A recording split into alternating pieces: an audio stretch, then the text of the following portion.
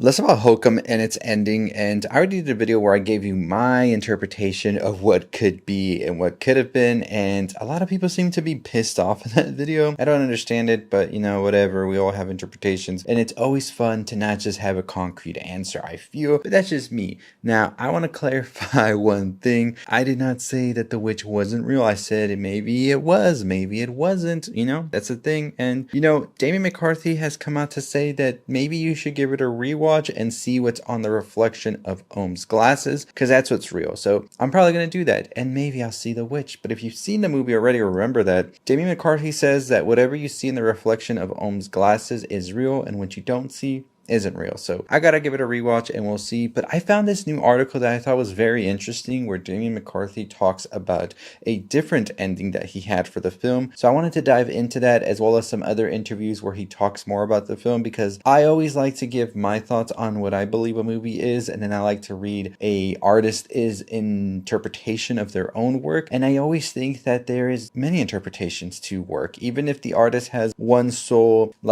mission that they're trying to get with their work out. I think that people can pick up different things that maybe the artist didn't think about, and it ultimately makes the work that much more grand and everlasting. So let's get into the original ending and what it meant. And like I said in the previous video, it could have been real, it could have not been real. I believe McCarthy saying it's real, so there's that, but it's just the way we look at things. It's different. So Damian McCarthy said this while he was speaking to Inverse. In the original scripts, he doesn't survive. He doesn't make it out of the basement at all. It just felt too bleak. I was going, is anybody going to rewatch this? Is it going to be entertaining? It said at the start that if the conquistador would find a skull, it would mean hope. And then there's a ram skull lying in the desert. That's kind of showing that what Ohm's been through in the hotel has changed him. And so yeah, that's a pretty bleak ending in comparison to what we got, where Ohm pretty much makes it out of the hotel, is a changed man. He's nicer to Albie, who he was a complete jackass at the beginning, and that's why we have a jackass character in here with this donkey looking monster that was very present in the marketing, and I thought was the witch whenever I saw the trailer for the first time.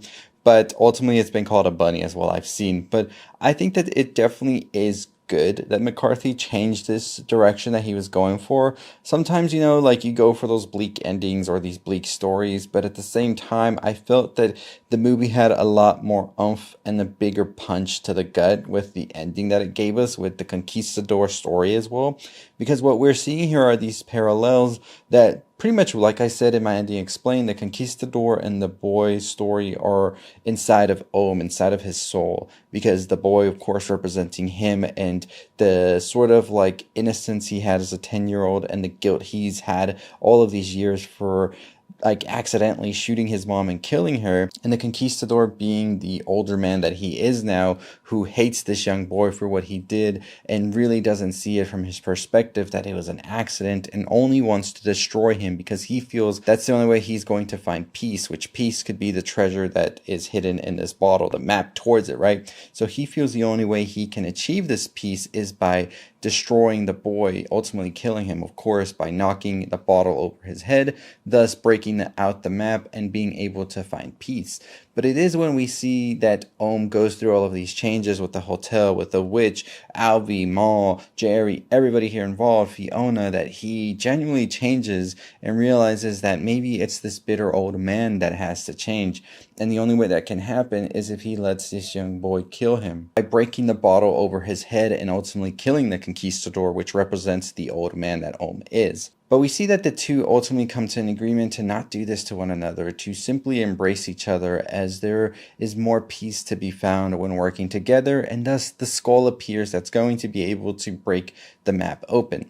So I think if Damian McCarthy had kept that original ending, it would have been a lot more different, I feel, and I don't think it would have hit as hard, where we just ultimately see a character go down a path of destruction that just leads to more pain and sorrow, as he's ultimately taken to hell by the witch, just as Mal was. But Mal, of course, was a more evil character that killed Fiona because he was just not wanting her to be present as she was pregnant, and he was having an affair with her, and would have not looked good for his wife and kids, right, he says, and thus he decided to take the life of Fiona as well as the unborn baby, which is just vile. So McCarthy also spoke a bit about the witch when talking to Perry Nemiroff's Collider, and this is what he had to say about the witch and the mushroom acid trip of sorts. So when asked about the design of the witch, he had to say this about that. Because a mushroom trip features quite heavily in the film, a lot of her design layers, it was always coming back to mushrooms, even with Laura, the costume designer, and Jenny, who did the hair, and Eve, who did the makeup. Lots and lots of just different species of mushrooms, and looking at that and seeing, is there a way to weave this into her color, into the texture of her skin, into her hair? I think it could maybe hint a little bit like, is she really there? Is this actually happening? Is this something that's whatever in his system is creating? And again, with that, it was also to lean into your very typical fairy tale look of a classic witch. We're not trying to invent anything brand new. It's like, no, let's actually go with that classic design on top of all that mushroom angle. So that's where we can pretty much get the interpretation that the witch wasn't there either. Like, you know, and I know a lot of people bring back that the shackles are around his wrist and all of that where he had them, but that could be also an interpretation. But I also am saying I think the witch was real. There's that. I was just giving that other interpretation. So I also found an article from Time where McCarthy discusses more about what's real and what's not, because of course this is a big debate that I didn't think people were going to be so crazy about on the other video. But like I said, there's just interpretations for it all.